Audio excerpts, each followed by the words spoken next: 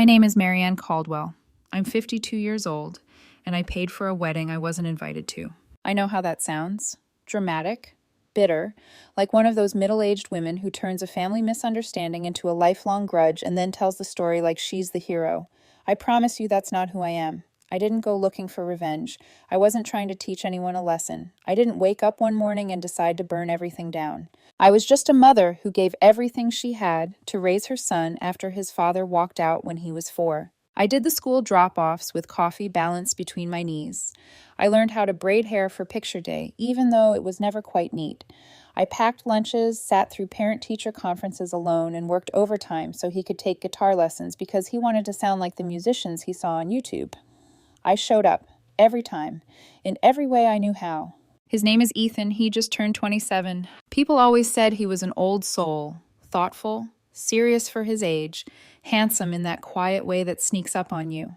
He looked like his father, but he had my stubborn streak, the kind that doesn't bend easily once it's set.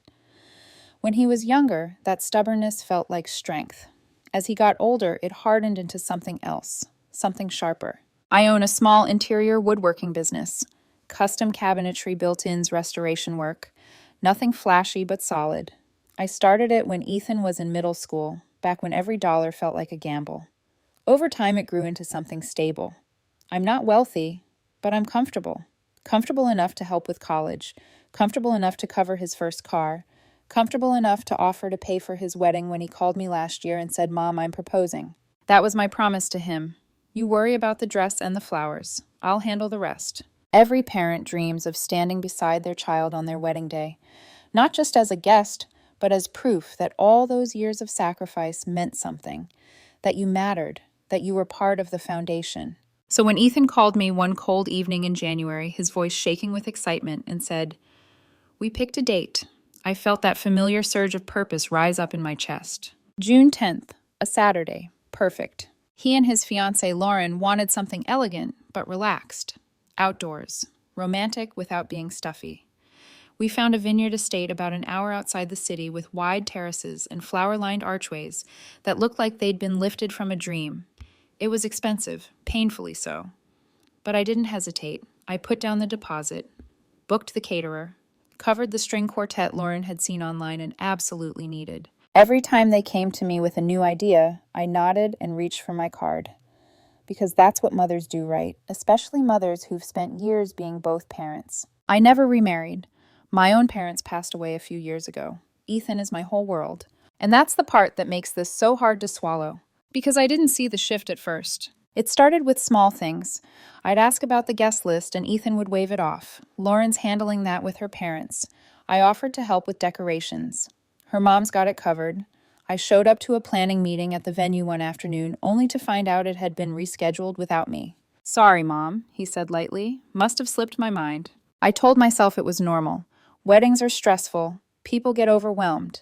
I didn't want to be the clingy mother hovering over every decision. So I smiled. I paid the invoices. I stayed quiet. Until the fittings. Lauren had asked me to come to one of the consultations because she wanted my opinion. I showed up early, latte in hand, and waited. And waited. After nearly an hour, I finally texted Ethan. "Oh, shoot," he replied. "Thought I told you we moved it to Friday." That was the third time something like that had happened. Each time I gave him grace. Each time I received a little less of him in return. I didn't complain. I told myself he was just trying to assert independence, that he didn't need his mother hovering, that this was healthy. But then there was the suit fitting. I'd been asking about it for weeks. Ethan was already fitted. The groomsmen had appointments scheduled. But every time I asked, he dodged the question. "We're doing something more casual," he finally said. "No formal suits for parents." I didn't love it, but I nodded. 2 days later, I ran into Lauren's father at the hardware store. He mentioned offhandedly how great his custom tux fitting had been. That was when it hit me. I went home and sat on the couch staring at the wedding binder I'd been keeping for months. Tabs for vendors, seating charts, budgets, color-coded notes. I'd been so involved at the beginning, so present. And now I was disappearing. The moment that finally cracked something open inside me came over lunch. We were sitting at a cafe. Ethan loved flipping through the wine list. He was distracted scrolling through his phone. I asked, "Should I prepare a toast?" He barely looked up. "Oh, we're not doing speeches." "No speeches," I repeated. "It just slows things down," he said. We want it to feel more like a party. I nodded, smiled, said I understood. But inside, something twisted hard and painful. No speech, no fittings, no meetings, no role. I was paying for a wedding I was no longer welcome at. I just didn't know it yet. That was the beginning of the unraveling, and I still had no idea how deep the betrayal went. I wish I could tell you there was a single moment where everything became clear. One sharp sentence, one unmistakable betrayal, something obvious enough that I could point to it later and say, that's when it all fell apart. But that's not how it happened. It happened the way trust usually erodes, quietly, politely, in ways that are easy to excuse until you're standing alone, wondering how you ended up there. After the lunch where Ethan told me there would be no speeches, I went back to pretending everything was fine. I answered emails from vendors. I forwarded invoices. I paid deposits without comment. Outwardly, I was calm, supportive, the reliable mother I'd always been. Inside, though, I started noticing how often I wasn't included anymore. Decisions were made before I heard about them. Color palettes changed. Menu options finalized. Even the music lineup shifted songs I didn't recognize, choices I knew hadn't come from Ethan. When I asked questions, I got vague answers. Lauren's mom thought it would flow better this way. Her parents have more experience with events like this. They're just really excited to help. Help. That word started to feel like a knife wrapped in silk. I wasn't helping anymore. I was funding. There's a difference, and once you see it, you can't unsee it. I tried gently to reclaim some space. I suggested we sit down together and go over the final timeline. Ethan said he'd check his schedule. He never followed up. I offered to help coordinate the rehearsal dinner. Lauren smiled politely and said her aunt had already volunteered. An aunt I had never met. One afternoon, I stopped by the venue again, unannounced this time. Not to interfere, just to feel involved. To remind myself that I was still part of this. The coordinator greeted me warmly, but there was a hesitation there, something practiced. "Oh," she said, "we weren't expecting you today." That should have been my warning. I walked the terrace alone, listening to the wind move through the vines. I imagined guests, laughing glasses, clinking Ethan standing at the altar with that soft smile he'd had since he was a kid. I tried to picture myself there somewhere in the frame. I couldn't. That night I went home and opened my laptop, intending to review invoices. Instead, I found myself rereading old emails from Ethan, messages from years ago, short updates from college, jokes, photos of dorm rooms, and terrible cafeteria food. The contrast hurt more than I expected. When did I stop being someone he shared things with and start being someone he managed? I didn't confront him. Not yet. I was afraid that if I did, he'd say exactly what I was starting to fear, that I was being dramatic, that I was reading too much into it, that I should just relax and enjoy being a guest. A guest. The word sat heavy in my chest. A few days later, I received an email from the photographer. It was polite, professional, and addressed to me by name. Just checking in to confirm who the primary contact is moving forward. We've been coordinating with Lauren's parents recently and want to make sure we're aligned. Aligned. I stared at the screen for a long time before replying. "I'm still handling payments. Please keep me copied." He responded with a simple, "Of course," and nothing else. No reassurance, no acknowledgement, just compliance. That was when it truly dawned on me.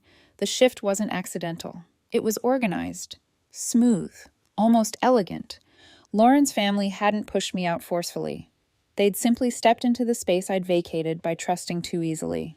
And Ethan had let them. I wanted to believe he didn't realize what was happening, that he was caught between loyalties and choosing the path of least resistance. But the longer it went on, the harder that became to defend. The truth was uncomfortable, and it tasted bitter in my mouth. It wasn't that he didn't notice I was being sidelined. It was that it was easier for him if I didn't make it an issue. The breaking point was supposed to be something big, something dramatic. Instead, it was an offhand comment during a phone call. "I think Lauren's parents are going to walk us through the venue on the morning of," Ethan said casually. "They're really good at that kind of thing." I waited. Surely he'd add something. An invitation. A correction. He didn't. "Oh," I said, "okay." There was a pause, just long enough to be awkward. "You're still coming, obviously," he added quickly. "I just mean, logistically." Logistically. I hung up after that and sat in my kitchen, hands wrapped around a mug I hadn't realized had gone cold. I wasn't angry yet. Not fully. I was grieving. Grieving the quiet assumption that my place in his life was permanent. That love earned through years of sacrifice couldn't be replaced by convenience. I still didn't know how bad it was going to get. But I could feel it's like a low hum beneath everything. Something was being built without me. And soon I was going to see just how deliberate that exclusion really was. The final confirmation didn't come through a conversation. It didn't arrive in an email or a phone call. It came through my phone screen on a Thursday evening while I was standing in my kitchen with sawdust still clinging to my sleeves. I had just gotten home from a job site. My knees ached. My back was stiff. I poured myself a glass of water, leaned against the counter, and opened Instagram without thinking. Ethan had promised to send me a photo of the centerpieces the florist was testing, and I assumed that was what I'd see. Instead, the first image that loaded made my breath catch. Lauren stood in the center of a decorated garden, glowing, surrounded by a circle of women dressed in coordinated blush tones. Balloon arches, gift tables, custom signage. Her future mother-in-law, front and center arm, wrapped proudly around her waist. The caption read, "So blessed to be surrounded by the most amazing women in my life. Thank you all for making this day so special. Couldn't have done it without you." I wasn't there. I hadn't known it was happening. At first, I tried to rationalize it. Maybe it was meant to be women only. Maybe it was a surprise event. Maybe Ethan had planned to tell me later. Then I swiped. Another photo, this one wider. I recognized the space immediately. It was the vineyard I had booked. The same terrace, the same garden path, the same ivy-covered archway in the background. And in the corner of the frame, barely visible but unmistakable, was Lauren's father laughing as he stacked gift boxes near the bar setup. So much for women only. I lowered my phone slowly like it might shatter if I moved too fast. They had held a bridal shower at the venue without telling me. Used the space, the staff, the coordination, everything I had paid for. And they hadn't even invited me. I sat down at the kitchen table, phone still in my hand, and stared at the screen as comments poured in. "This is stunning. Lauren's parents did such an amazing job. You're so lucky to have such supportive in-laws." That last one felt like a punch to the chest. Supportive in-laws. At no point did anyone mention me. Not as the host, not as the planner, not even as an afterthought. I hadn't just been excluded. I had been replaced. I don't remember how long I sat there, long enough for the ice in my water glass to melt and drip onto the table, long enough for the house to feel unbearably quiet. Around midnight, I noticed a comment that made my stomach drop. So sweet of Ethan's future parents-in-law to put all of this together. I had written the checks. I had signed the contracts. I had fronted every dollar. And someone else was taking the credit.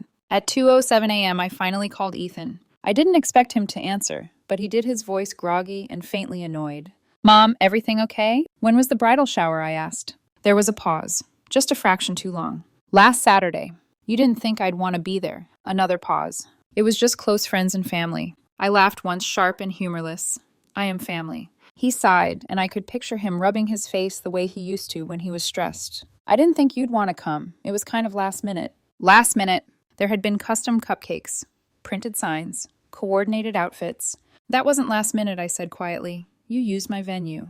It didn't interfere with anything he snapped.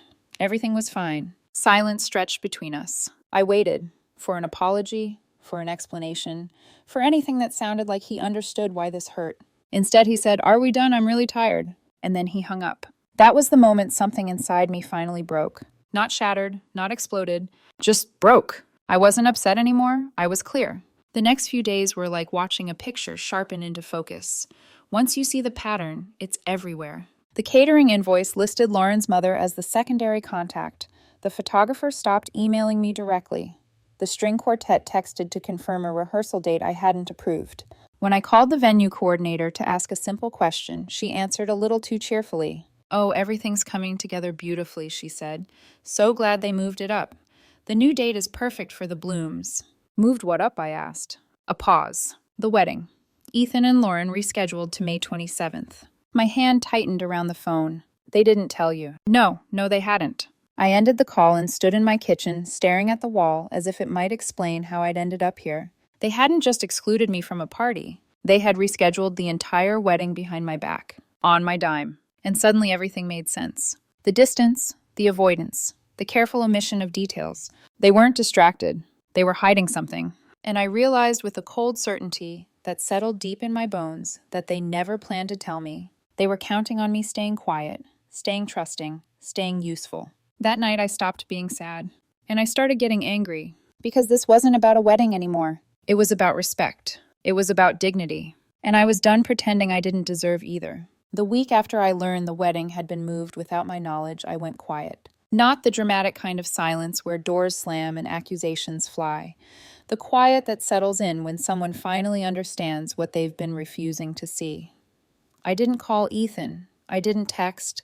I didn't even open his messages when they started appearing a few days later, lighting up my phone like nothing had happened. At first, they were casual.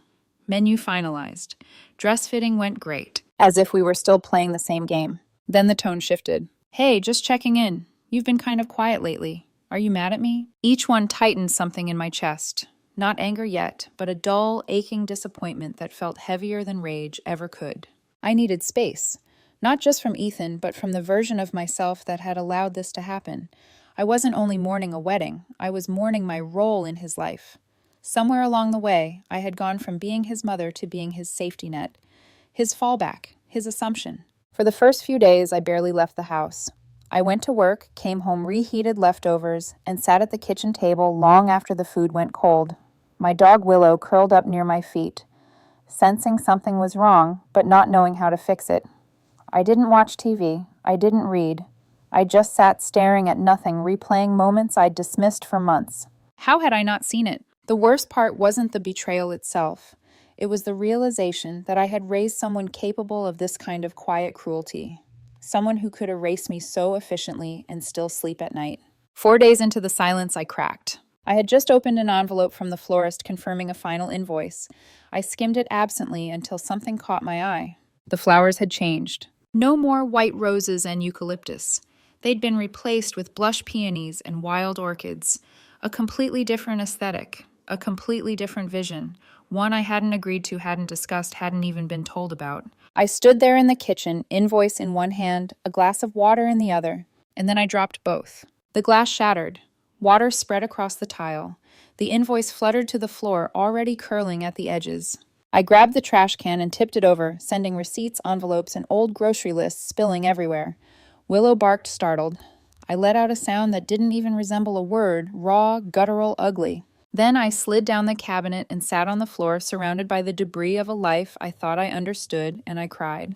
Not the quiet kind of crying that slips out politely. This was messy. My shoulders shook. My nose ran. I wrapped my arms around my knees like a child and sobbed until my chest hurt.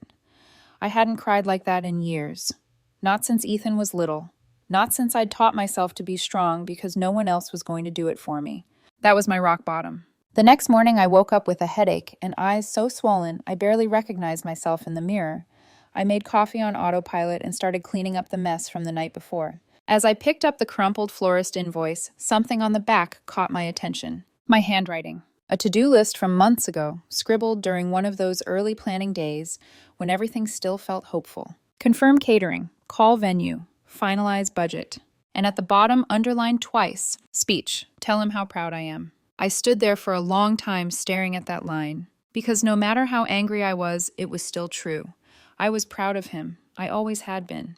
Pride doesn't disappear just because trust does. But pride isn't the same thing as permission. Loving someone doesn't mean letting them use you. That was the moment something shifted inside me, not toward revenge, but toward clarity. I wasn't going to beg for space in Ethan's life anymore. I wasn't going to chase him or try to force my way back into a celebration I clearly wasn't wanted at. But I wasn't going to keep sacrificing myself either. I pulled the wedding binder out of the drawer and dumped it onto the table. Contracts, receipts, timelines, seating charts, all of it scattered like evidence at a crime scene.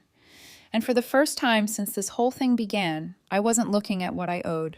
I was looking at what I controlled. Because here's the thing, no one tells you when you're the one paying for everything. Your name is on the contracts, the venue, the caterer, the florist, the photographer, the musicians. Every single agreement was signed by me. And that meant I had more power than I'd been led to believe. I didn't use it yet. I wasn't ready. Instead, I did something I hadn't done in years. I stepped away. I took a few days off work, packed up Willow, and drove to the coast. No wedding binder, no emails, no phone calls, just long walks by the water and mornings where I actually sat down to eat breakfast instead of rushing out the door. I slept, really slept. I started journaling again, filling pages with thoughts I'd shoved aside for months. Anger, regret, relief. Things I didn't know I was allowed to feel. One night, sitting on the porch of the rented cabin, listening to the waves roll in, it hit me with startling clarity. I had spent years making myself smaller so Ethan's life could feel bigger. And somewhere along the way, he'd mistaken that sacrifice for something disposable. When I came home a few days later, I was still hurt, still angry. But I was also calm. And calm is dangerous in a way anger never is. Because calm doesn't rush. Calm plans. When I got home from the coast, the house felt different. Not empty or lighter. The silence didn't press in on me the way it had before. It felt earned, like the quiet after a storm, when the air finally clears and you can breathe again. Willow padded through the room, sniffing corners like she was making sure everything was still where it belonged.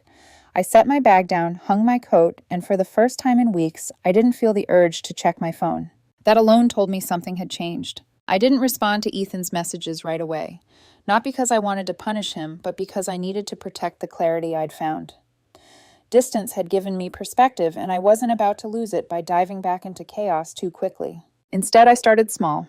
I cleaned the house, did laundry, restocked the fridge, normal things, grounding things, the kind of routines you forget matter until your life spins out of control and you realize how badly you need something solid to hold on to. Then, one afternoon, I pulled the wedding binder back out.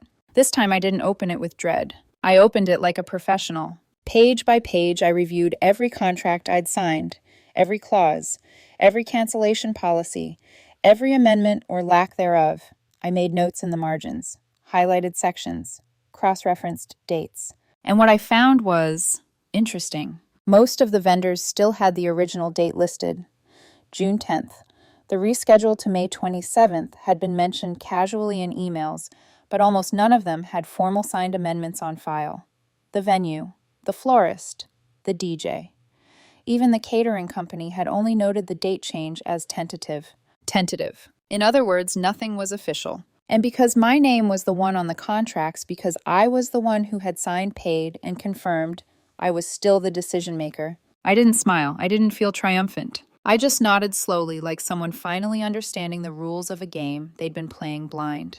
That night, I sat at the kitchen table with my journal and wrote something down that surprised me. I don't want to ruin anything. I just want to stop being invisible. The next morning, I received another text from Ethan. Hey, sorry I've been distant. Wedding stuff has been crazy. Hope you're doing okay. I stared at it for a long time. There was no apology, no acknowledgement of the date change, no recognition of the bridal shower, just a gentle sweep of everything under the rug, like if he pretended hard enough, I'd follow his lead. A few hours later, another message came in. Quick question, are you still okay covering the bar tab for the rehearsal dinner? That was it. Not how are you. Not can we talk, just another expense. Something inside me went very still. I didn't respond. Instead, I went out to the garage. I hadn't touched my personal tools in months. Everything I'd built lately had been for clients. Practical. Necessary, but tucked away on a high shelf was a slab of walnut I'd been saving for years. Beautiful grain, natural twists, the kind of wood you don't rush. I pulled it down and ran my hand over the surface, imagining the coffee table I'd always wanted to make but never had time for, the one I kept putting off because there was always something more urgent, someone else who needed me. Over the next few evenings, I worked. I measured, cut, sanded. Let the rhythm of the tools quiet my thoughts. The hum of the sander drowned out the mental replay of conversations I couldn't change. With every pass, the sharp edges softened, not just in the wood, but in me. By the end of the week, the table stood in my living room, solid and grounded and unmistakably mine. And I felt something I hadn't felt in a long time. Pride. Not the kind tied to someone else's achievements. The kind that comes from reclaiming yourself. That was when I decided I wasn't going to confront Ethan right away. I wasn't going to lash out or demand explanations that would only be half true anyway. I'd already given him every opportunity to be honest, and he'd chosen avoidance instead. So I chose strategy. I drafted a short response to his last message. Hey, sorry for being quiet. I've just been a little overwhelmed. Don't worry, I've got everything handled. Just focus on enjoying your big day. The read receipt popped up almost instantly. Thank you, Mom. That really means a lot. There was even a heart emoji. I set my phone face down on the table and stared at the walnut coffee table for a long moment. He thought everything was fine. And for the first time, that assumption wasn't protecting him. It was protecting me. Because now that I understood exactly where I stood, I could finally decide what to do next. And the clock was ticking.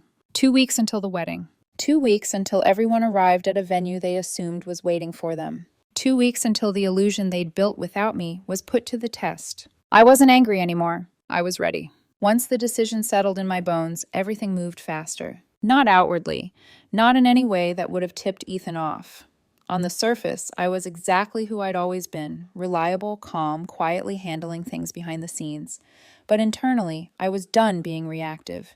Every step from that point on was deliberate. The first call I made wasn't to a vendor. It was to Janine. She's been my assistant for 5 years. Sharp, efficient, loyal in a way that isn't loud, but shows up when it matters. I've trusted her with payroll client contracts, my business accounts, things I wouldn't hand over lightly. If anyone could help me untangle this without emotion getting in the way, it was her. I didn't sugarcoat anything. I told her about the date change, the bridal shower, the credit Lauren's parents were taking, the messages that only appeared when money was needed. When I finished, there was a brief silence on the line. Then she said very calmly, "Okay, tell me what you want to do." That was it. No judgment, no gasps, just readiness. We started with the paperwork. Together we drafted clean professional cancellation emails. No accusations, no explanations beyond the bare minimum. Due to a change in family circumstances, we regretfully need to cancel our reservation for June 10th. That was it. We didn't mention May 27th. We didn't mention Ethan or Lauren. We didn't argue or negotiate. We simply exercised the rights I had as the signer on every contract. We staggered the emails one every couple of days.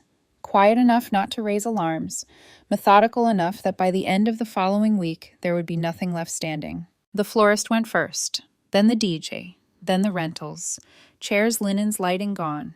Catering was trickier because of timing, but even there, the majority of the payment was refundable if canceled by the Monday before the event. Everything was still on my terms. The venue was last. I held on to that one carefully, like something fragile and dangerous all at once. Meanwhile, Ethan continued to text. "Did you see the updated seating chart? The string quartet says they need final payment by Friday. Lauren's parents are asking if we can add another valet." Each message assumed compliance.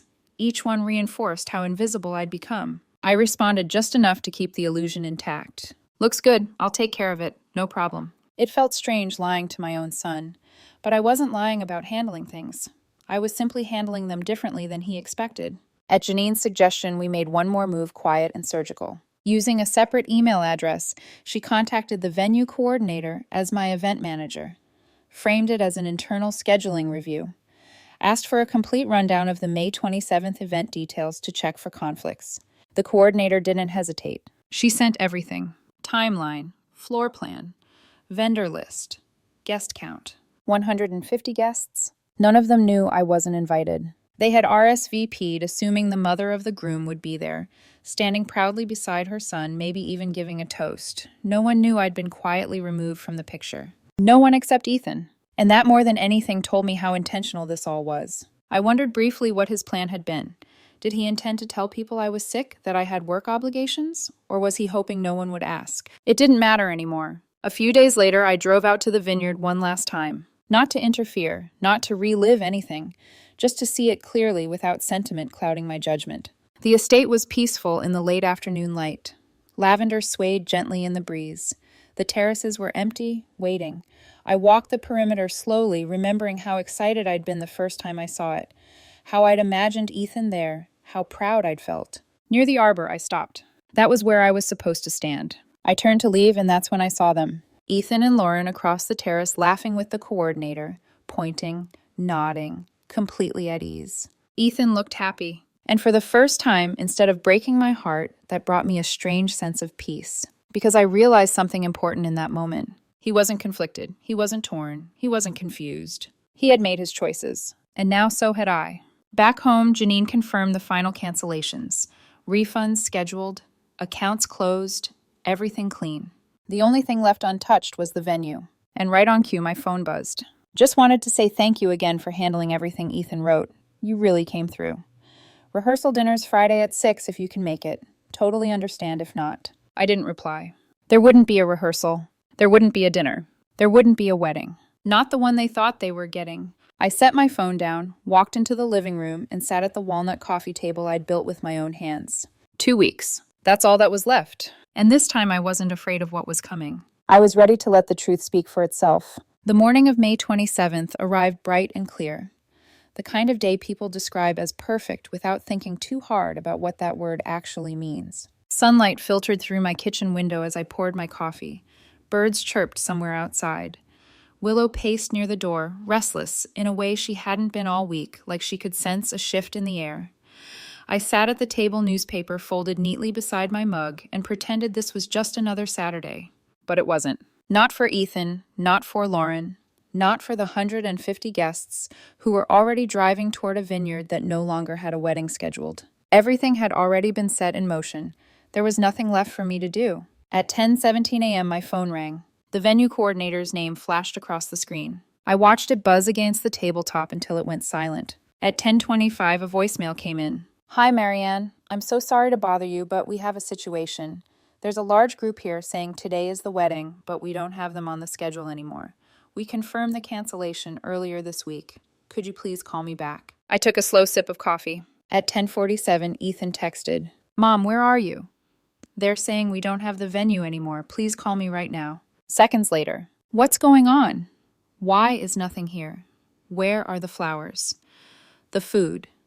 The musicians?" Then the message that told me exactly how unprepared he was for consequences. "Did you cancel everything?" I didn't answer. Because what do you say to someone who spent months treating you like a line item and suddenly remembers you exist the moment the fantasy collapses? By noon, the situation had detonated. Janine, monitoring quietly from her laptop, forwarded me screenshots from social media.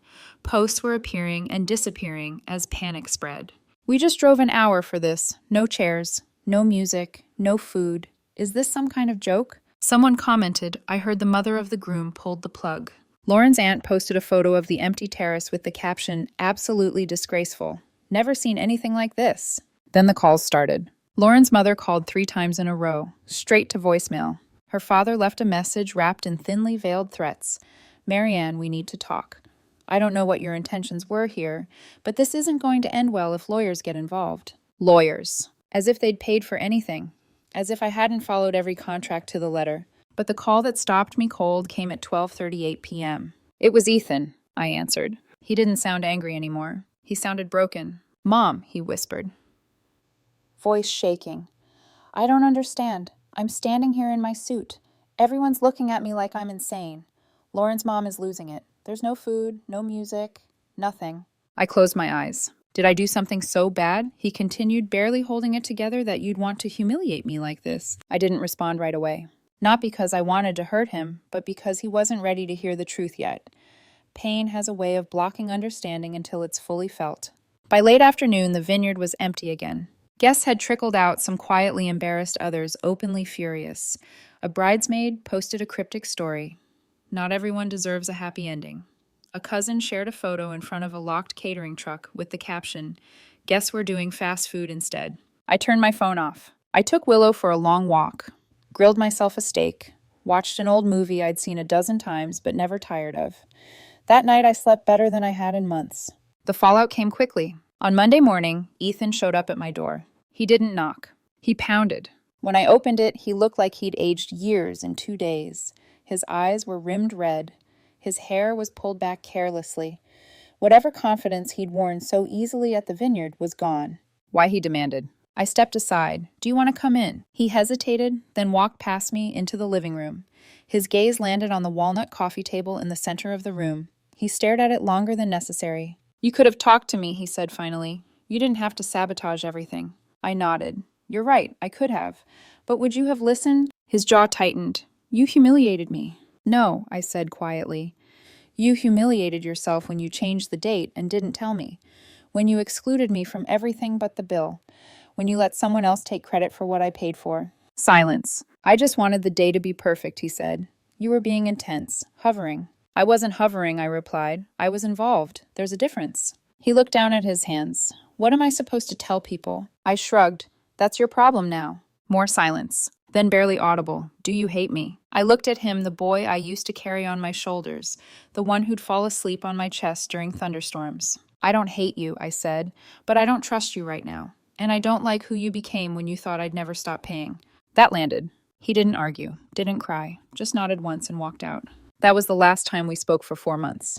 The house felt impossibly quiet after Ethan left. Not the sharp echoing quiet of an argument unresolved, but something heavier, settled, like dust after demolition.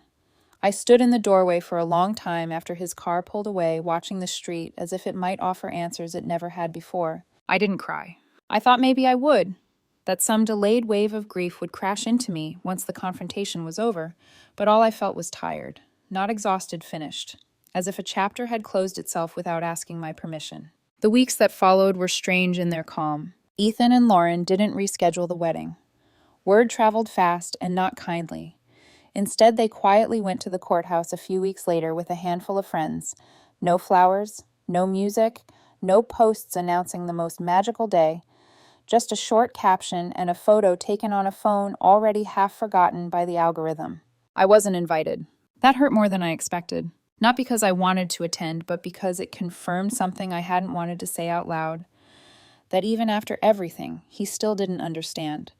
Or maybe he did, and this was his way of protecting himself from the discomfort of facing me. Lauren's parents never reached out again. No apology, no attempt at reconciliation, just silence, which suited me fine. I slept well, better than I had in years. Time passed. 4 months to be exact. Then, one afternoon, my phone buzzed with a name I hadn't seen in a while. Ethan. The message was short. Would you like to get coffee sometime? I stared at it for a long time before replying. Yes. We met at a small cafe halfway between our houses. Neutral ground. When he walked in, I barely recognized him, not physically, but in the way he carried himself. Less certainty, more caution. Like someone who had learned painfully that the world doesn't bend just because you expect it to. We talked carefully at first. About work, about the weather, about nothing that mattered. There were long pauses between sentences where neither of us knew what to say, and for once I didn't rush to fill them. He didn't apologize, not directly, but he did listen. Weeks turned into months. Coffee became walks. Walks became dinners. Slowly, deliberately, we rebuilt something smaller than what we'd had before, but sturdier, honest, boundaried. One evening after dinner at my place, Ethan handed me a small box. I saw this and thought of you, he said. Inside was a wooden pocket watch I'd admired years ago in an antique store. I'd mentioned it once in passing. I hadn't expected him to remember. Engraved on the back were the words, "You were always there. I just stopped seeing you." I closed the box and held it in my hands, letting the weight of it settle. I didn't ruin your wedding, I said quietly. He nodded. I know. You ruined our relationship, I continued. I just stopped paying for the privilege of being ignored. He didn't argue, and that was enough. We're not what we used to be. There are gaps now where laughter once lived, boundaries where assumptions used to roam free. But there's honesty too, and respect. Hard-earned, but real. And if there's one thing I've learned through all of this, it's this. Sometimes the most powerful thing you can do isn't revenge. It's stepping out of someone else's fantasy. Because when you stop holding it together for them, they finally see what they built and what it costs to take you for granted.